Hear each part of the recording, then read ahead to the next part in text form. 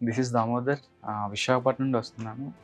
నేను గ్రాడ్యుయేషన్ ఏమో 2021లో కంప్లీట్ చేశాను. అన్‌ఫార్చునేట్‌గా ఒక సబ్జెక్ట్ ఉంచడం వల్ల ఏమైందంటే, ఆ టైంలో నేను వేరే జాబ్ చేసుకుంటున్నాను. జాబ్ చేసుకుంటుండగా Swiggy boy bags IT job అని వినే ఉంటారు. తను నా ఫ్రెండే, నా కాలేజ్ సీనియరే. జాబు రావడం నేను అది చూసాను. అండ్ తనతో పర్సనల్‌గా కాంటాక్ట్ అయ్యి వాట్ ఈస్ నెక్స్ట్‌వేవ్ ఏంటి? ఏం నేర్పిస్తారు? ఎలా ఉంటది? సేమ్ టైమ్ నా గ్రాడ్యుయేషన్ కూడా కంప్లీట్ అయింది. అది 2022.